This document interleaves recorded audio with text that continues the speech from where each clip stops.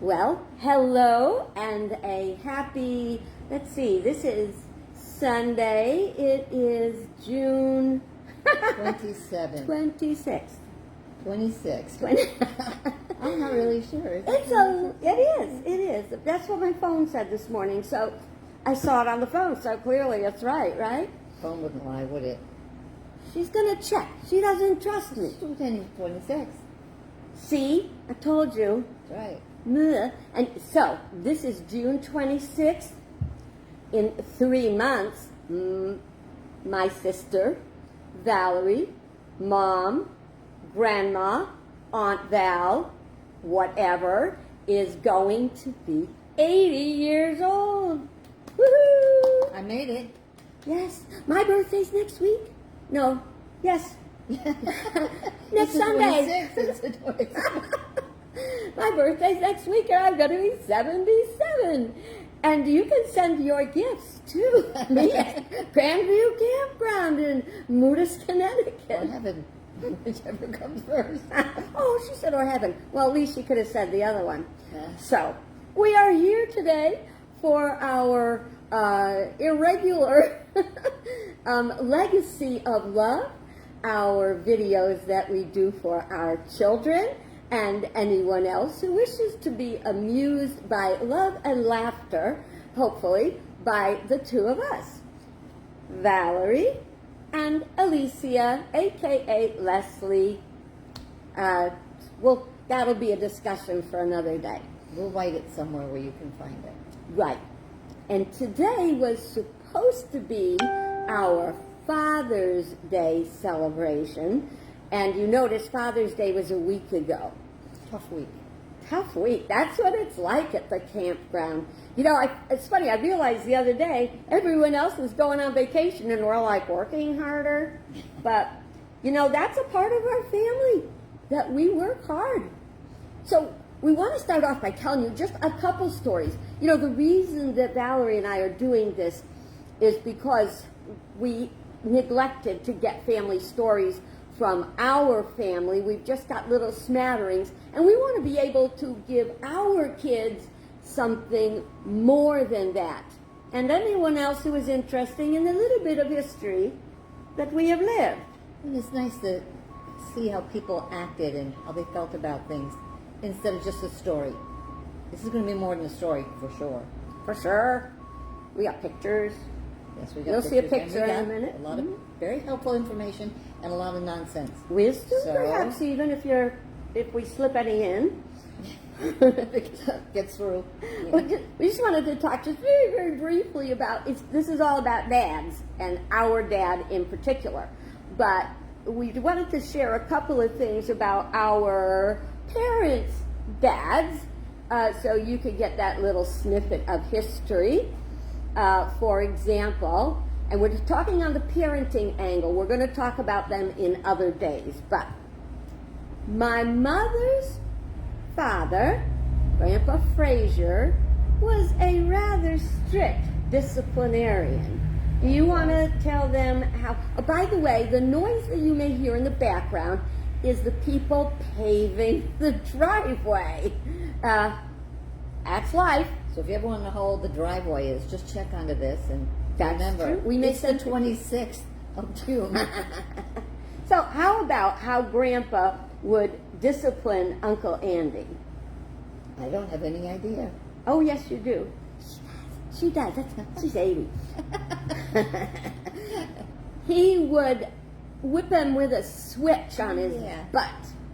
So the first thing he'd do is send him out to cut a switch. Can you imagine? He had to cut his own switch to be whipped with. And if it wasn't good enough, he had to go out again. He'd whip him with it and send him out to get a better one. Kind of glad he wasn't my father, but he was still a nice guy. Do you remember anything about Grandpa Frazier? He used to play professional baseball for a while. I was too young to remember much of that. Smoked cigars. His car smelled just like a cigar. He always had Cadillacs. Always. New car every year. Yeah, and I can't remember. It was Cadillac and something else. There were two different ones he would like, and I don't. But Cadillac was most of the time. He had to have a big, fancy car. He just loved it, and it smelled like cigars. I don't know how anybody would want it after he had it, but... Now, our other grandfather, my dad's father, looked very much like Santa Claus. You may hear us repeat from time to time, but that's how you remember. He looked like Santa Claus, and what did you share with me about remembering what Grandpa did? What he did? He took English lessons because he had a heavy Polish accent. So he wanted to speak good English, so he took English, and his wife spoke better English than he did because she learned it from the kids. He learned it from school, and he was too fussy about that. But one of the things I remember about him, just for no reason, he had white hair, very white hair. And I can remember asking him one time when I was pretty young, how do you get your hair that white? How is your hair so white? He used ivory soap in his hair. He would get in the bathtub with his ivory soap, and everything would get washed, the body, the hair, everything. So he said that's how he kept his hair white, because he used ivory soap. And she was using ivory soap on her hair ever since, and she's been going white since she was 18 years old. So my grandfather wouldn't lie about So that. if you don't want it white, stop using the ivory soap on Go for Lifebuoy, you could have orange hair. So we were talking about, oh God, I had orange hair, did not work. So one of the things I was telling Val that I remember about our dad is that we'd sit on his lap and he'd read the funny papers to us. Funny papers, AKA, that's comics to you, the Sunday comics. And she said that Grandpa did that for her. So apparently reading the funny papers to the kids was a family tradition. Yeah. Whenever he went over there and he was home, he wasn't home that much because he worked a lot.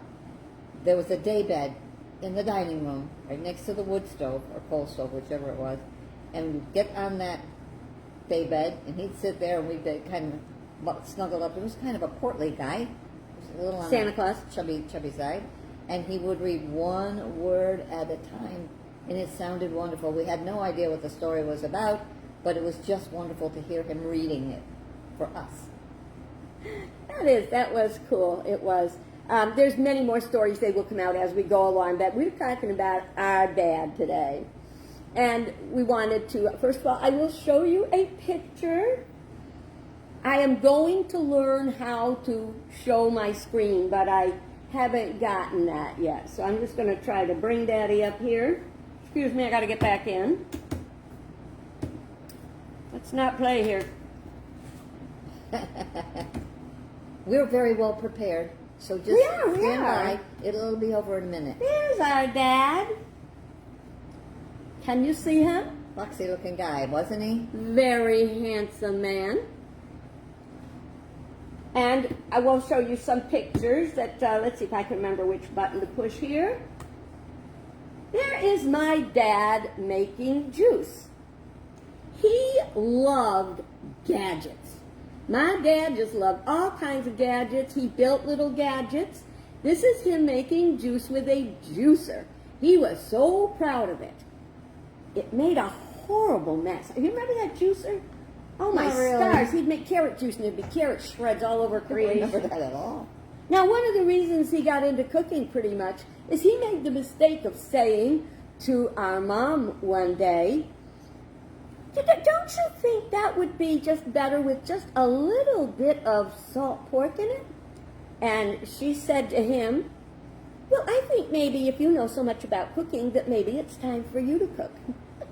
And he did. Almost every meal after that, till he was too old or too tired to do it. But he cooked a lot of meals. Don't tell me when to add salt, or don't tell me when to add onions and stuff like that. Dad liked onions with everything. And salt pork, which was hard. You know, as a vegetarian, he'd say, oh, he said, do you want some sauerkraut? And I'd say, no, it's got salt pork in it. And he goes, you can just pick it out. He always said, you can just pick it out. He didn't get that one. And talk about salting. One time I was sitting at their kitchen table and Dad was cooking something, and he took the salt container. He was making macaroni or something. He took the salt container and he went like this. I'm not kidding. Daddy, stop! It was delicious. It was How delicious. much salt do you need? Lots. No. And oddly enough, my little sister, Melissa, our Aunt Melissa, who passed away about 10 years ago already now, unbelievable, she used to do the same thing, and she'd say, salty like the sea. And I can still hear her visiting me when I'm cooking, and I'm adding salt, and salty like the sea. No, Melissa. All right, let's see what else we got of Daddy here. Let's see. Yep, come on, move. Move.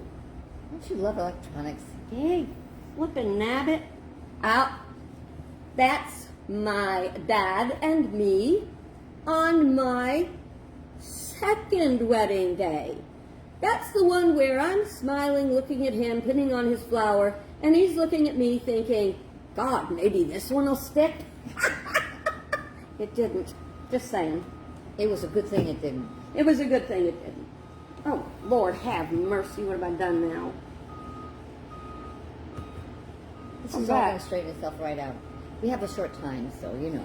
Now, Try to you may squeeze it in there. remember I told you a story last time about the twins when we went to visit, and they took off their shirts, so my dad didn't know who he had. So that's a picture of Nick. Whoa, that was the paver. Nick and Frank and Sean with my dad, but he didn't know which kid he had. He didn't know which one was which. They'd taken their shirts off and it was done. You may have noticed it got a little darker. That last run by the paver knocked out our light up here. So I hope it's not going to be too dark.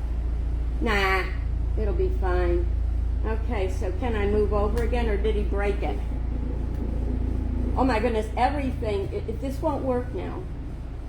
Oh well, guess we're just No, going to have to listen to us for a little while. Okay. Our dad was a dad that loved kids. He loved little ones. And this is when Suzette was little. And I love the picture because it's just a shadow. And that is Suzette. And my dad, he'd take the kids in the pool. He would do everything. He loved to take the little lawnmower and hook a regular kid's wagon to the lawnmower.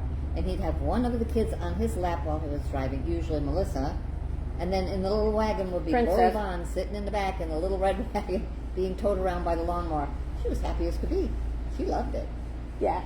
He was good like that. He was a fun kind of dad. And I had a thought, which it went away when I was, when you were talking about that. He was a trickster. Oh, my dad loved to prank us. And he got us a couple times really good. Took us years before we could figure out some of the pranks. Tell him about the watermelons. Well, you know, we had a family picnic when we lived at Lake Besic, and we had watermelon and all other kinds of stuff, and we were talking about plants and all this, and my father, Dad, decided he was going to plant watermelon seeds. So he got his stuff together, and he made us eat watermelon, so we had a handful of seeds, and he got the tools, went out in front of the house, around the dogwood tree. We dug up some dirt and planted those seeds. I mean, like, we got so excited. You know, it takes a while for these seeds to take, you know, so he said, make sure you water them. And we watered them diligently for about 5 minutes. And then we went off and had hamburgers and whatnot. And so the guys later on in the afternoon, a couple hours later, is, did you check your watermelons? And we went, oh, forgot about the watermelon. We ran in the front yard, and we had plants that were about 6 inches tall. I mean, watermelons that grew. We, of course, didn't know what watermelon seeds the plant looked like. We thought we were miracle workers. We had magic watermelon seeds. It was a long time before he told us that he planted those watermelon By the grace seeds. of God, you know, we kind of sort of forgot about them. You know how kids get into other stuff and they forget. It was great. He played a nasty trick on me one time. He couldn't help himself. He was just a prankster. So one day we were watching television, and the TV made this very unusual sound. I don't think they do it anymore, so I don't know if you're familiar with it, but if you're old enough, you are. The TV would all of a sudden go, da da da da, Then it just went on with its programming. Well, I said to my dad, what is that? And he said, oh, every time you hear that, that means the Sputnik's going over. That's when they just sent up the Sputnik.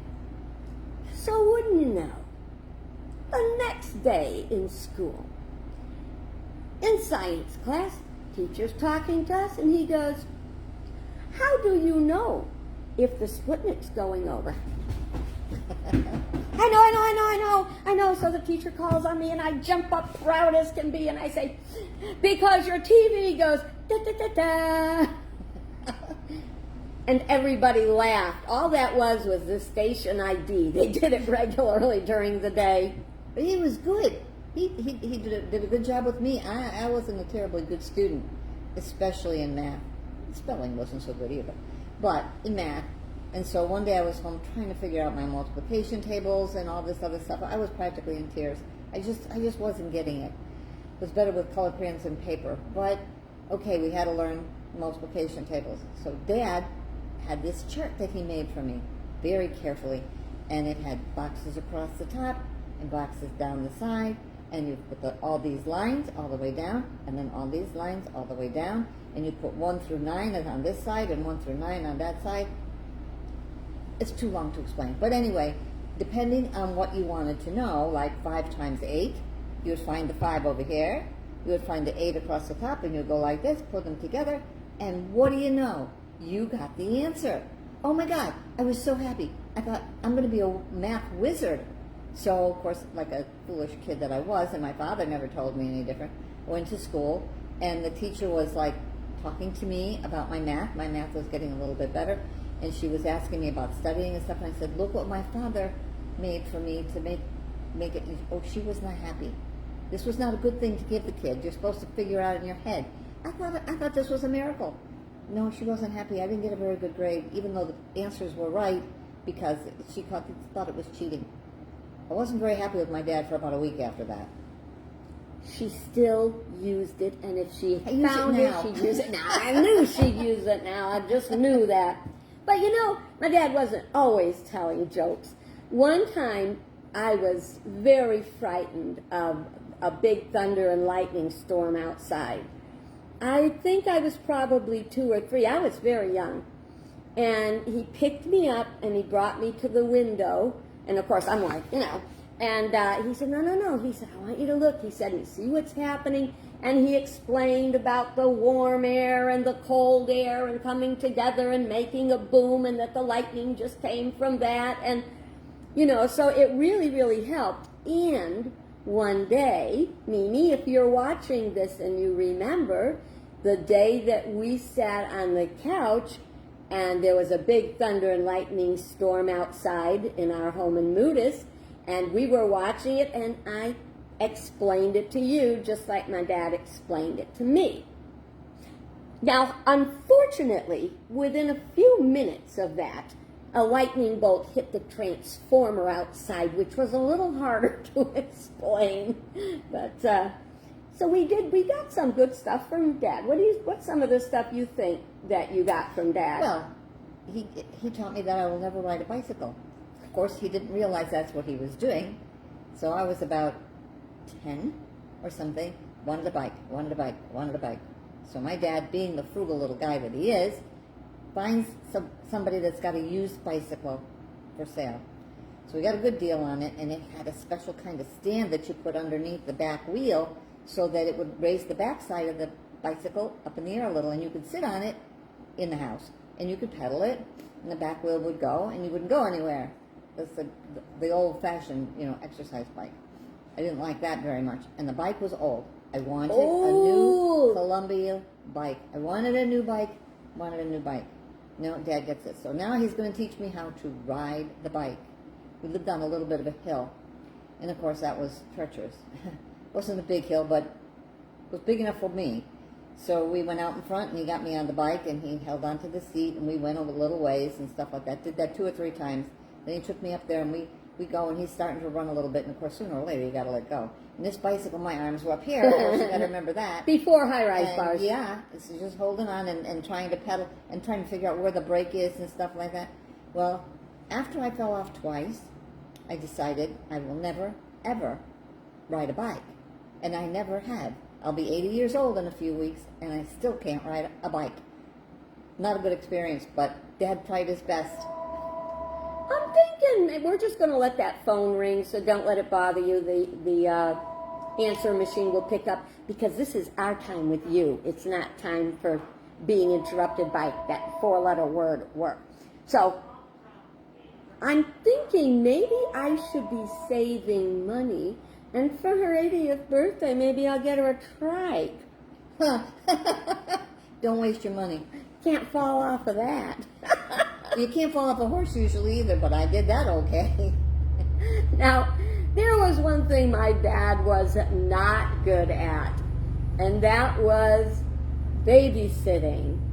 He kind of figured you're in the house, you're within safe. reach, doors are locked, you're okay. So one day, Valerie and my mom went out shopping. I don't know where I was. I don't know. I suppose I could have been married by then, but I wasn't there. So they said to my dad, would you please keep an eye on the kids while we go? And so Dad was sitting in an easy chair, and he was watching some TV, dozing off and on. And my mom she would have her presents wrapped in September in the closet, you know. Yeah, I knew where that heating place was. And so under the tree were all these presents. And somehow they said to him, oh, look, can we open a present? Dad, not thinking, yeah. Is this one mine? Yeah, Is this one mine? And he was like, you know, like when you're dozing, okay. Well, when Valerie and Mom got back from the store, what did you find? A lovely pile of paper and the boxes all over the place. And Dad's still sleeping in the chair. So Mom was not happy when she had to rewrap all the presents. But it was an experience. Yeah. You know. Yeah, I thought that was cool. I had one major experience with Dad. I was a little older before I was married, but I was a little older. And it was prom time. Well, of course, my mother wanted to make sure I had the best gown. The best. So we went to Vermont in New Britain, which at the time was the a little storm, upper class, you know. And I was used to going to Learners, which was middle of the range. But anyway, we go to Vermont there, and trying on gowns. Well, my mother found one that she thought this had to be the dress. And at the time, the price was a little pricey. It was $50 to buy this gown. Big, full hoop, and all lace and strapless and white and gorgeous. It was gorgeous. It was just gorgeous. And I really loved it. And my mother loved it even more than I did. I was willing to step back a few steps and go back to Learners and pick up something a little bit less. But no, we get home and she said, well, we'll discuss it with your father. So at dinner time, of course, her timing is impeccable. We're sitting there and dessert comes around, and we had dessert, and we had something he liked because this was going to be a big conversation. And she said, well, we think we found Valerie's gown for the prom. He said, that's nice. And not like what did it cost or what did it look like or anything.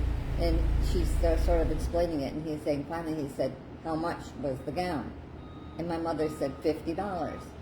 And you could see my father turn white as a sheet. And he said, for a gown? For a prom? And she said, yes. And he said, what the heck? He said, Muriel, she's not going to the grand coronation ball. She's just going to a high school prom. Well, of course, I fell apart a little bit. Mom was not happy. Dad was apologetic. And, of course, I got the gown. Of course she got the gown. Now, if you want a sense of value for the $50 gown back in those days, like 60 some odd years ago, 63, 4 years ago, her gown for the prom was $50. My wedding gown was $85, and her wedding gown was $150. And I wish those guys would shut up. But I wish I could have worn the prom gown to my wedding, but it was strapless, so you certainly couldn't do that. yeah, back in those days, no bare shoulders in church was not allowed. Things may be going back that way, the way it's looking. We sure miss him. He's a great dad. And He a really good was. person. He was a As good he got person. older, and they bought property down in Texas, and we would go down there, and whenever we could, it's a long ride, so we got an old motorhome so we could go down there and see them, and I could take my cats in the meantime, not have to get a cat sitter. So that would work out okay, and you'd go down there and be with them for a week or sometimes two. We'd come home, and we ended up we have a house in Vermont, so I'm sure all the family knows that. We built it. It was a business thing, but the whole family off and on would spend time up there. Well, Mom and Dad liked it so much that they started coming up to Connecticut and Vermont in the wintertime, in the summertime. In the summertime, it was too hot in Texas, so they would come up in the summertime, and they would stay in their camper on our piece of property. Well, that lasted for maybe 3 months, and then Mom decided she really didn't want to live in the camper while she was there. She wanted to live in the house, which is fine because we weren't there anyway. But Dad would be up there, and they like to have their evening cocktail. And he would, at 3 o'clock in the afternoon, he would go in the kitchen, whether we were there or not, didn't make any difference. Go in the kitchen, and he'd get the glass out of the cabinet, and he would put the glass on the counter, and he'd put his finger over the edge of the glass like this, and stick his finger inside the glass, and he would pour his scotch in the glass until it hit his finger, so he knew it was wet. His vision wasn't good. He had macular degeneration. And he also had very shaky hands. So he would get that in there, he'd put his ice cube in and everything, and then he'd walk from the counter to our front porch. And his hand would be going like this, and all across the floor in the house in Vermont, you would see sticky, sticky, sticky all the way from the kitchen to the porch. But Donald went up there, he'd go up after they weren't there, and he'd mop the floor, and he was like grumbling about it and stuff, and finally he thinks, I hope somebody in my life takes care of me like this when I get to be older and can't do some of the stuff that I can do now. So it was a good lesson. Dad was teaching us something even without telling us. He didn't even realize he was teaching us. Miss him. Did you ever notice the cats staggering around or anything? I figured they'd, lap it Wash up their feet. behind them. Yeah, that'd be pretty funny. Well, we got another picture here. This is our little family before the crown prince and the princess came along. That's my mom and dad, and our mom and dad, and Valerie with the little hat on, and me in my mom's arms. And I'm gonna see if I got another one here. That's my christening. Here's a funny thing, though. I have no idea who my godparents are. That didn't stick. Auntie Bertha, but I don't know who that other person is. So probably, this is the one. This picture actually went into the newspapers, and that is Dad, that's Grandpa Henry, out hanging diapers on the line. It's just the kind of guy he was. First of all, before I do anything else, I want to do a plug about macular degeneration. If you're not familiar what it is it begins at spots in your macula, and that's behind your eyeball, iris, and stuff. It's in there. What happens is everything you see, it's like looking through two donuts, so kind of like this, and over time it gets bigger and bigger, and your vision gets smaller and smaller. My dad eventually was legally blind, so he really could not see well at all. I was also diagnosed with macular degeneration a couple of years ago, and I have eye vitamins that the eye doctor gave me that are working very well to keep it at bay. And back when my dad had it, there was nothing you could do about it.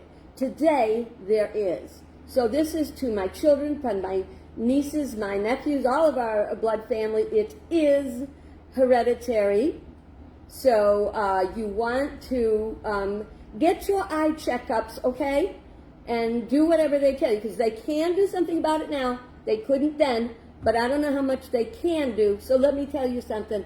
I'm doing everything I can to take care of my eyes. Well, Dad cared so much about it, but there was nothing he could do. The thing is, he was a struggler, and what he would do is on his computer, he got a special screen that attached to the the screen on the computer, and it would enlarge everything, huge, really huge, and he could only read it like one letter at a time as it would scroll across the screen. But he wouldn't give up. I mean, no matter how bad it got, he used that thing all the time. It would take him a long time to do the bills, but he wanted to do the bills himself. And he did it until it got to the point where finally I had to take it over because Mom wasn't going to do it. But the screen was a lifesaver to him. So take care of your eyes. Really, it's really important. Yeah, and Dad and I were very much alike in our love for the technology, the computers. We were, as a matter of fact, I was kind of a daddy's girl. To me, he was my amazing, greatest hero ever, and kind and smart, and I never wanted to look foolish in front of him.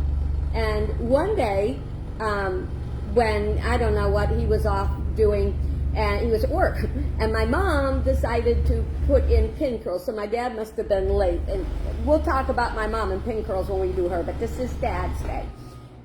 She would make pin curls, and then she had half my head with pin curls, and the other half was all foofed out with that freaking poodle cut she made us get.